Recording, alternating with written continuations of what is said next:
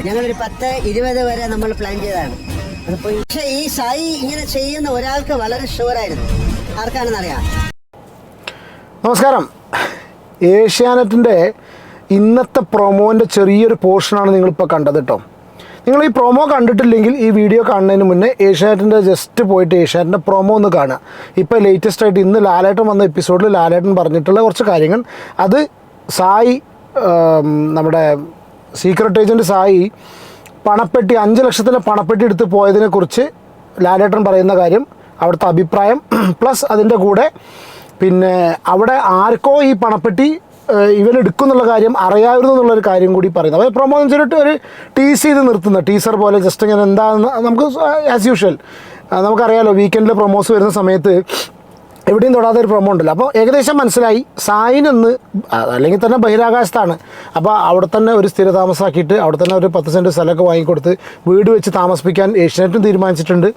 അപ്പോൾ അതിൻ്റെ ഭാഗമായിട്ട് നമ്മൾ ആ ഒരു വീഡിയോ ഒന്ന് റിയാക്ട് ചെയ്യാൻ പോവാണ് കേട്ടോ.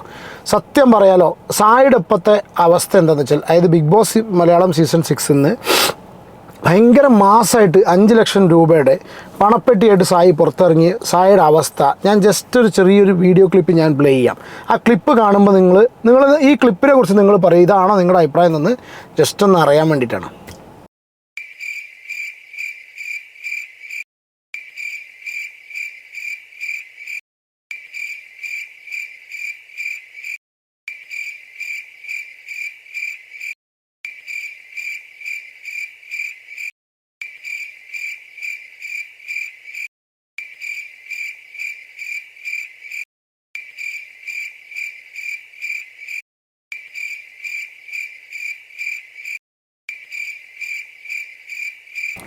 സിനിമ മാന്നാർ മത്തായി, റാംജി റാവുവിൻ്റെ നെക്സ്റ്റ് പാർട്ട് അല്ലേ. മാന്നാർ മത്തായിയിൽ ഒരു പൈസയൊക്കെ കിട്ടിയെന്ന് വിചാരിച്ചിട്ട് റാംജി റാവു ട്രക്ക് എടുത്ത് പോകുമ്പോൾ ആ ചെക്ക് പോസ്റ്റ് ഉയരുന്നൊരു സീനാണ് നിങ്ങൾ കണ്ടിട്ടുള്ളത്. അതായത് നമ്മുടെ എല്ലാ പ്രശ്നങ്ങളും തീർന്നു എന്ന് പറഞ്ഞിട്ട് പണം കൊണ്ടുപോവുക, പക്ഷേ തലയ്ക്ക് മുകളിൽ ബിജു മേനോൻ്റെ ശവം അവിടെ കിടക്കുന്നുണ്ടെന്നുള്ളത് കൊണ്ടുപോകുന്ന റാംജി റാവു അറിയുന്നില്ല. അപ്പോൾ അതിൽ എഴുതി കാണിക്കുന്ന ലാസ്റ്റ് എഴുതി കാണിച്ചിട്ടുള്ള ഒരു സെൻറ്റൻസ് ഉണ്ട്. അതായത് കൈ നിറയെ പണവും തലയ്ക്ക് മീതെ തീരാത്ത പ്രശ്നങ്ങളുമായി റാംജി റാവുവിൻ്റെ കഥ തുടരുന്നു. സീരിയസ്ലി ഇപ്പോൾ സായിയുടെ അവസ്ഥ എനിക്ക് ഒറ്റ വാക്കിൽ, ഞാനെല്ലാം ഈ മൂവി റിലേറ്റ് ചെയ്യും. സിനിമ ഭയങ്കര പ്രാന്തനാണ്.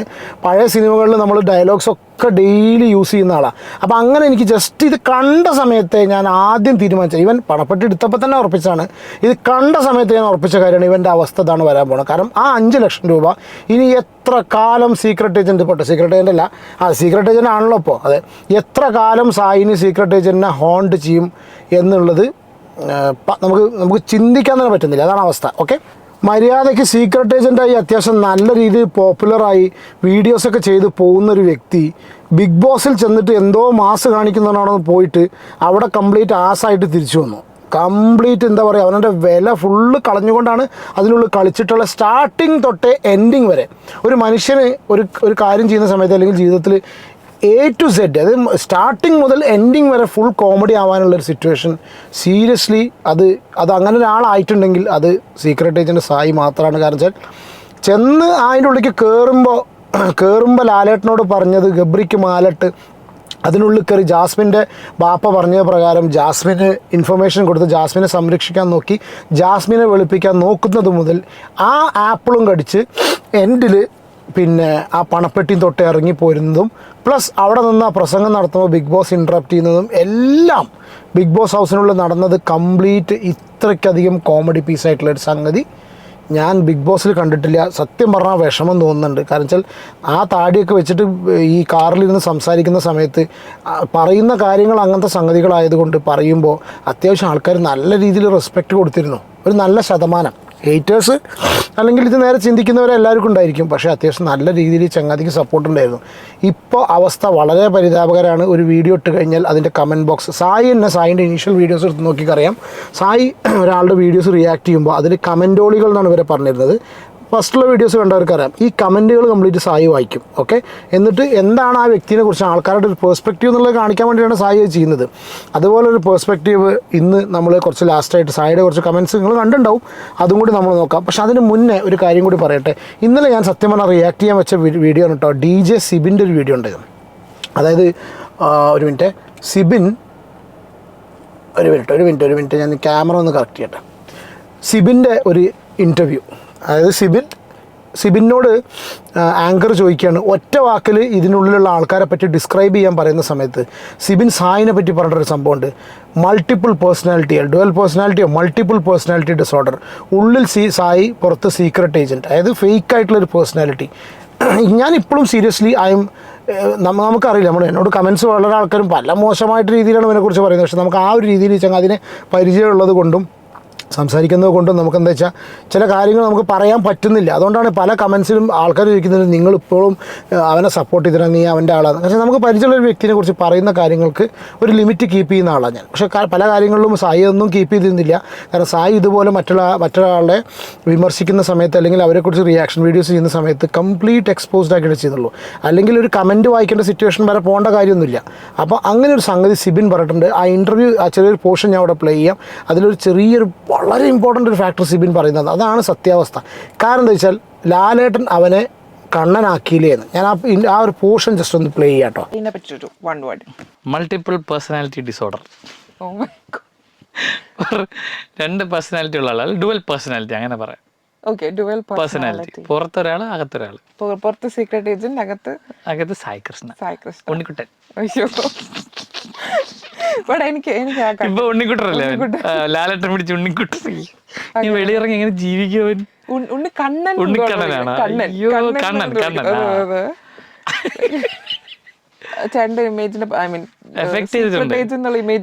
എനിക്ക് അറിയില്ല അവൻ എന്താ ഉദ്ദേശിച്ച് അതിനകത്ത് വന്നതെന്ന്.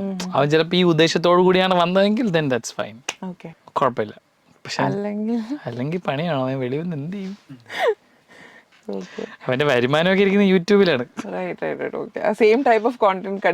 ഇനി അവന് ആറാന്നൊക്കെ ചോദിച്ചാ കണ്ണ ഉണ്ണിക്കുട്ടാന്നൊക്കെ വിളിച്ച്. അവൻ നല്ല ചെക്കനാ. ഞാൻ ഭയങ്കര ഗുഡ് കണക്ഷൻ ആണ് അവനുമായിട്ട്. എനിക്കറിയാം, നമ്മൾ വെളിയിൽ വന്നാൽ നമ്മൾ ആ ഫ്രണ്ട്ഷിപ്പ് കണ്ടിന്യൂ ചെയ്യും. അവൻ അടിപൊളിയാ. എനിക്ക് ശരിക്കും പറഞ്ഞ സീക്രട്ട് ഏജന്റിൽ നിന്ന് കണ്ണനിലേക്കുള്ള ട്രാൻസ്ഫോർമേഷൻ എനിക്ക് ഭയങ്കര ഇഷ്ടപ്പെട്ടു. ഓക്കെ, ഇതാണ് സിബിൻ പറഞ്ഞിട്ടുള്ള കാര്യം. ഓക്കെ, ഇത് 100% ഷുവറായിട്ട് തോന്നി. സായി എങ്ങനെ ജീവിക്കുന്ന വെച്ചാൽ സായിയൊക്കെ പോകും. സായി ഡസൻ ഹാവ് എനി, നമ്മളറിയുന്ന മനസ്സിലായിടത്തോളം ആൾ വീഡിയോസ് ഇട്ട് മുന്നോട്ട് പോകും. He doesn't care about what people are thinking about him. അവൻ മുന്നോട്ട് പോകും തന്നെയാണ് എനിക്ക് തോന്നുന്നത്. പോവല്ലാതെ, ബിക്കോസ് അവൻ്റെ ഒരു ജോബാണ്. Over a period of time ഏതെങ്കിലും നല്ലൊരു ഇഷ്യൂ വരുന്ന സമയത്ത് അവൻ്റെ ആശയങ്ങൾക്ക് ഒരുപാട് മെജോറിറ്റി ഓഫ് ആൾക്കാർക്ക് കണക്ട് ചെയ്യാൻ പറ്റിക്കഴിഞ്ഞാൽ ആളും പോവും. പിന്നെ പഴയ പോലെ ഈ ഹേറ്റും പരിപാടി സംഗതികളൊക്കെ തിരിഞ്ഞു പോകും. That is A fact. Okay, പക്ഷേ നമുക്കെന്താ വെച്ചാൽ ഈ കമൻറ്റുകൾ എത്രത്തോളം നമുക്ക് ഇഗ്നോർ ചെയ്യാൻ കഴിയും, ഞാനത് എപ്പോഴും ചിന്തിക്കുന്നു കേട്ടോ. കാരണം വെച്ചാൽ നമ്മൾ ഞാൻ ഒരുപാട് ബോധേഡായിരിക്കും. എല്ലാവരും അതെ കേട്ടോ. നമുക്കൊരു കമൻറ്റിൻ്റെ അടിയിൽ ഇവൻ ഒരുപാട് കമൻറ്റുകൾക്ക് തെറി കൊടുത്ത് തിരിച്ച് മെസ്സേജ് മറുപടി കൊടുത്ത് കണ്ടു. പക്ഷെ എന്നാലും ഞാൻ ജസ്റ്റ് കുറച്ചൊരു ചെറിയൊരു കമൻറ്റ് വായിക്കാം. പക്ഷേ അതിന് മുന്നൊരു കാര്യം ഞാൻ പറയാൻ വിട്ടുപോയി. ഇതിൽ ഇമ്പോർട്ടൻ്റ് ആയിട്ട് സിബിൻ പറഞ്ഞിട്ടുള്ളൊരു ഡയലോഗുണ്ട്. അതായത് സിബിൻ്റെ അതായത് കണ്ണൻ ആക്കിയില്ലേ അവനെ ലാലേട്ടൻ എന്ന് വെച്ചിട്ടുള്ളൊരു ഡയലോഗ് ഇപ്പോൾ നിങ്ങൾ കേട്ടോ. എന്താ അതിൻ്റെ അർത്ഥം എന്നറിയോ? ഒരു ബിഗ് ബോസിൽ വരുന്നൊരു കണ്ടസ്റ്റൻറ്റിനെ മാക്സിമം പിഴിഞ്ഞ് മുന്നോട്ട് കൊണ്ടുപോകുന്ന ഒരു ഷോ ആണ് ബിഗ് ബോസ്. അല്ലെങ്കിൽ ഒരു കോർപ്പറേറ്റാണ് ഏഷ്യാനെറ്റ്, എൻ്റെ ബോൾ ഷൈനും അതിൻ്റെ സ്ക്രിപ്റ്റും എല്ലാവരും. അപ്പോൾ അവർക്ക് എന്താ വെച്ചാൽ മാക്സിമം അവർക്ക് വളരെ ക്ലിയർ ആയിട്ട് അറിയാം, പുറത്ത് സോഷ്യൽ മീഡിയ ചർച്ച ചെയ്യുന്നത് ഇന്ന് ബിഗ് ബോസിനെ കുറിച്ച് ഇപ്പോൾ കഴിഞ്ഞ 2-3 ദിവസമായിട്ട് യാതൊരു കോണ്ടൻറ്റും ഇല്ല. ഇന്ന് ബിഗ് ബോസിനെ കുറിച്ച് സോഷ്യൽ മീഡിയ ചർച്ച ചെയ്യുന്ന കംപ്ലീറ്റ് സീക്രട്ട് ഏജൻറ്റിൻ്റെ ട്രാൻസ്ഫോർമേഷൻ, സായി കൃഷ്ണൻ്റെ സീക്രട്ട് ഏജൻറ്റ് സായി കൃഷ്ണൻ. ആ ഫസ്റ്റ് ഫേസ് കഴിഞ്ഞതിന് ശേഷം അവൻ ചെയ്ത സംഭവം എന്താ വെച്ചാൽ അവൻ ഇപ്പോൾ വീണ്ടും സീക്രട്ട് ഏജൻറ്റായി മാറി. അത് സോഷ്യൽ മീഡിയ ചർച്ച ചെയ്യുന്നുണ്ടെന്ന് വളരെ ക്ലിയർ ആയിട്ട് അവർക്കറിയാം. ഇതേ സംഗതി എടുത്തിട്ട് അവർ യൂസ് ചെയ്തുകൊണ്ടിരിക്കുകയാണ് അവിടെ. കാരണം ബിഗ് ബോസിന് എന്നറിയാം, ഇന്ന് അത് ഹോട്ട് കേക്കായിട്ട് സെല്ല് ചെയ്യണമെന്നുണ്ടെങ്കിൽ ഇന്ന് സീക്രട്ട് ഏജൻറ്റ് 5 ലക്ഷത്തിൻ്റെ പണപ്പെട്ടി ഈ രീതിയിൽ തന്നെ ഉപയോഗിക്കണം എന്നുള്ളത്. സായി പുറത്തിറങ്ങിയിട്ട് തന്നെ പറഞ്ഞു ബിഗ് ബോസ് ഒന്നും സോഷ്യൽ മീഡിയ നോക്കുന്നില്ല എന്ന്. ബിഗ് ബോസ് അവർ നോക്കുന്നത്, പിന്നെ സോഷ്യൽ മീഡിയ നോക്കണം. അവർ സോഷ്യൽ മീഡിയ നോക്കിയിട്ട് തന്നെയാണ് ആ പൾസ് അറിഞ്ഞിട്ട് തന്നെ ഉള്ളിൽ കളിക്കുന്നത്. കാരണം വെച്ചാൽ ഇവിടുന്ന് ഒന്ന് സാധനം അവിടുന്ന് പുറത്തേക്ക് ഇട്ട് കൊടുക്കുന്നു, ആൾക്കാർ ചർച്ച ചെയ്യുന്നു, തിരിച്ച് വീണ്ടും പൊന്തിച്ച് കൊണ്ടുവരുന്നു. അപ്പോൾ സത്യം പറഞ്ഞാൽ അവനെ ശരിക്കും കണ്ണനാക്കിയത് ഈ ഒരു ഗെയിം. ഇപ്പോൾ ഇതിപ്പോൾ സായിയുടെ ഗെയിമാണ്, റിയാലിറ്റിയിലേക്ക് വന്നു, ഞാൻ സെൽഫ് റിയലൈസേഷൻ വന്നു, ക്ലെൻസിങ് വന്നു എന്നൊക്കെ പറയുന്നുണ്ടെങ്കിലും ആക്ച്വലി ഞാൻ പല വീഡിയോസിലും പറഞ്ഞിട്ടുണ്ട്, ലാലേട്ടൻ വരെ അവരെ കയ്യിൽ കളിപ്പാവയാണ്, അവരെ കയ്യിൽ പപ്പറ്റാണ്. അപ്പോൾ അവരെന്ത് ചെയ്യുന്നുണ്ട്, ഇവൻ്റെ സ്ക്രിപ്റ്റ് ഇതാണെന്ന് മനസ്സിലാക്കിയോടുകൂടി Bigg Boss played with him very ക്ലെവറായിട്ട് ബിഗ് ബോസ് പ്ലേ ചെയ്തു. ബിഗ് ബോസ് അവനെ കണ്ണൻ സായി ആയിട്ട് കംപ്ലീറ്റ് ആണ് ബ്രാൻഡ് ചെയ്തു. ഉണ്ണിക്കണ്ണനായിട്ടും കണ്ണൻ സായി ആരായിട്ടും പറയുന്ന എപ്പിസോഡിൽ പറയുന്ന ഒരു സിറ്റുവേഷൻ വരെ ഉണ്ട്. ഇനി കണ്ണൻ, ഞങ്ങളുടെ കണ്ണനായിട്ട്, ഉണ്ണിക്കണ്ണനായിട്ട്, എല്ലാവരുടെയും കണ്ണനായിട്ട്. അപ്പോൾ കണ്ണനായിട്ട് ബ്രാൻഡ് ചെയ്തു, അവനെ പൊളിച്ചു. സീക്രട്ട് ഏജൻറ്റ് എന്ന ബ്രാൻഡിനെ അക്ഷരാർത്ഥത്തിൽ പൊളിഞ്ഞു എന്ന് ഞാൻ പറയുന്നില്ല, പൊളിക്കാൻ നോക്കി, അല്ലെങ്കിൽ പൊളിച്ചു. ഇപ്പോൾ പൊളിഞ്ഞു കിടക്കുന്ന സിറ്റുവേഷനാണ്. Maybe he'll come back, maybe അല്ല, ഹീൽ ഡെഫിനറ്റ്ലി കം ബാക്ക്. പക്ഷേ ഇപ്പോഴത്തെ സിറ്റുവേഷനിൽ വളരെ വേഴ്സ്റ്റായിട്ട് പോയിക്കൊണ്ടിരിക്കുക. വളരെ ഇമ്പോർട്ടൻ്റ് ആയിട്ടുള്ള സ്റ്റേറ്റ്മെൻറ്റും കൂടി ലാലേട്ടൻ അതിൽ പറഞ്ഞു. 20 lakhs വരെ ഞങ്ങളതിൽ വെക്കാൻ ഉദ്ദേശിച്ചിരുന്നു. ഇതിൻ്റെ അർത്ഥം എന്താ വെച്ചാൽ ഇതിനിയും അതിൻ്റെ ഉള്ളിൽ നെക്സ്റ്റ് വീക്കിൽ ചർച്ചയാവും. ഇവൻ പണപ്പെട്ടിയെടുത്ത് പോയത് ഇവനെ എല്ലാവരും പറയും. ഋഷിയൊക്കെ പറഞ്ഞ വർത്തമാനം കേട്ടോ. ഋഷിയൊക്കെ ഞാൻ ഫസ്റ്റ് പറഞ്ഞിട്ട് ഞാൻ ഇതിന് വീഡിയോയിൽ പ്ലേ ചെയ്തിട്ടുണ്ട്. അത് ഋഷിയൊക്കെ അതിനെ വളരെ നന്നാക്കിയിട്ടാണ് പറഞ്ഞിട്ടുള്ളത്. കാരണം എൻ്റെ പണ്ട് എന്നെ വീഡിയോ ചെയ്ത് സപ്പോർട്ട് ചെയ്ത വ്യക്തിയാണെന്ന് പറഞ്ഞിട്ടുള്ള സായിനെ ഋഷി വരെ പറഞ്ഞു. ഐ തിങ്ക് സിജോ എല്ലാവരും പറഞ്ഞിട്ടുണ്ടായിരിക്കും. കാരണം വെച്ചാൽ 5 ലക്ഷം ആ ഫസ്റ്റ് വന്ന സമയത്ത് തന്നെ 5 ലക്ഷം എടുത്തു പോയത് ഒരു കാരണവശാലും ആ ഷോനെ കില്ല് ചെയ്തു. അത് സ്പോയിൽഡ്. ഈ സ്പോയിലർ ജാസ്മിൻ പറഞ്ഞത് വളരെ കറക്റ്റാണ്. സ്പോയിലറായിരുന്നു. ആ സ്പോയിലർ അവൻ കാണിക്കും എന്നുള്ളത് അവൻ അറിയാമായിരുന്നു. ആ സ്പോയിലർ അവൻ കാണിച്ചു. അതിൽ ഓരോരുത്തർ പറയുന്ന സ്റ്റേറ്റ്മെൻറ്റും നമ്മളിന്ന് രാത്രി വീഡിയോ ചെയ്യുന്ന സമയത്ത് ഡീറ്റെയിൽ ആയിട്ട് പറയാം. പക്ഷേ ജസ്റ്റ് ഒരു എക്സാമ്പിൾ, ഓക്കെ, ഞാൻ സായിയുടെ ആ ഒരു വേ എന്നതാക്കുകയാണ്. ആക്ച്വലി ഇത് ഞാൻ ഒഴിവാക്കാമെന്ന് വിചാരിച്ചാണ്, പക്ഷേ I think this is relevant now. സായിയുടെ വീഡിയോസിനടിയിൽ വരുന്ന കമൻസാണ് ഇപ്പോൾ. ബിഗ് ബോസിൽ കയറിയതിൽ ശേഷം നിങ്ങളെ കാണുമ്പോൾ ചിരി വരുന്നു. ഓക്കെ, ഇവനെ കാണുമ്പോൾ ചിരി വരുന്നവർ ആരൊക്കെ? അണ്ണാ നിങ്ങളൊരു, അതായത് മൂവീൻ്റെ റിവ്യൂ, ഞാൻ അത് കുറേ നമുക്ക് കമൻസ് കാണുമ്പോൾ സ്വാഭാവികമായിട്ട് ചിരി വരും കേട്ടോ. ഒരു മനുഷ്യൻ്റെ നോർമൽ ഇൻസ്റ്റിങ്ക്റ്റാണ്. അണ്ണാ നിങ്ങളൊരു സിനിമ കൂടി സംവിധാനം ചെയ്യണം, അതോടുകൂടി സിനിമ റിവ്യൂ പറയുന്നത് നാട്ടുകാർ നിർത്തിക്കുന്നു. കാറിലിരുന്ന് തള്ളാൻ എളുപ്പമസായി, മറ്റുള്ളവരെ കുറ്റം പറഞ്ഞ് എടാ കണ്ണാ കുടുംബ പ്രശ്നം തീർന്നോ ബ്രോ, നീ ഇറങ്ങിക്കഴിഞ്ഞ് ബിഗ് ബോസ് ഒരു പോസിറ്റീവ് വൈബൊക്കെ ഉണ്ട്. ഒരു കമൻറ്റ് പോലും മര്യാദയ്ക്കില്ല. ഇന്നിപ്പോൾ സഞ്ജു ടെക്കിൻ്റെ ഒരു വീഡിയോ ഇട്ട സമയത്ത് ഫസ്റ്റ് കമൻറ്റ് അത് സത്യമാണ് കേട്ടോ. വരണം, വീഡിയോ പോസ്റ്റ് ചെയ്യണം, മെസ്സേജ് വായിക്കണം, ചിരിക്കണം. ആളുകൾ കാറിൽ കുറഞ്ഞു വരുവാണല്ലോ അണ്ണാന്ന്. അതായത് കാറിൽ അവൻ ഒറ്റയ്ക്ക് ചെയ്ത വീഡിയോസ്. ഇപ്പോഴും ഈ വീഡിയോ കാണുന്നവർ ബിഗ് ബോസിൽ ഉള്ള സായിയിലാണ്.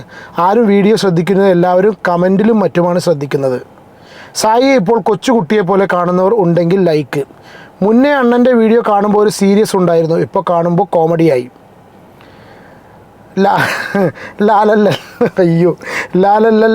ലാലല്ല മഞ്ചാടി. കൂട്ടുകാരി, നമുക്ക് കണ്ണനേട്ടായി പറയുന്ന സഞ്ജു ടെക്കിയുടെ കഥ കേൾക്കാം.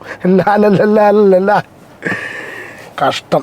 സീരിയസ്ലി അവോയ്ഡ് ചെയ്യാമായിരുന്നു എന്നെനിക്ക് വീണ്ടും പേഴ്സണലി തോന്നുന്നു. ഒരുപാട് കാര്യങ്ങൾ, പക്ഷേ നമ്മുടെ കാര്യങ്ങൾ എന്ന് വെച്ചാൽ പോയ ബുദ്ധി ആന പിടിച്ചാൽ കിട്ടില്ലല്ലോ എന്ന് പറഞ്ഞ പോലെയുള്ള സിറ്റുവേഷനാണ്. പിന്നെ ഏഷ്യാനെറ്റ് ഒന്ന് നന്നായി യൂട്ടിലൈസ് ചെയ്യും. വരും ദിവസങ്ങളിൽ ഏഷ്യാനെറ്റ് യൂട്ടിലൈസ് ചെയ്യും. ഇത്രയും കാലം സീക്രട്ട് ഏജൻറ്റിന് പല ആൾക്കാർ എല്ലാവരുടെ കാര്യങ്ങളും കോണ്ടൻ്റ് ആയിരുന്നു. നമ്മൾ സിറ്റുവേഷൻ തന്നെയാണ് കേട്ടോ ഇപ്പോൾ നടന്നുകൊണ്ടിരിക്കുന്നത്. ഇത്രയധികം ആൾക്കാരെ കോണ്ടൻ്റ് ആക്കിയിട്ടുള്ള അവരുടെ കോണ്ടൻ്റാണ്, അല്ലെങ്കിൽ അവരുടെ അരി നമ്മളെപ്പോലുള്ള ആൾക്കാരുടെയും എല്ലാവരുടെയും. ഏഷ്യാനെറ്റിൻ്റെ ബിരിയാണി, നമ്മളുടെ അരി, അവരുടെ ചിക്കൻ ഫ്രൈ എന്ന് പറഞ്ഞ മാതിരി ആ ഒരു അവസ്ഥയാണ് ഇപ്പോൾ സായിൻ്റെ ഓടിക്കൊണ്ടിരിക്കുന്നത്. ബാക്കി ഡീറ്റെയിൽസ് കംപ്ലീറ്റ് ഇന്ന് എപ്പിസോഡ് കണ്ടതിന് ശേഷം നമ്മൾ ഒരു ഡീറ്റെയിൽ വീഡിയോ ആയിട്ട് ചെയ്യുന്നതായിരിക്കും. Take care and God bless.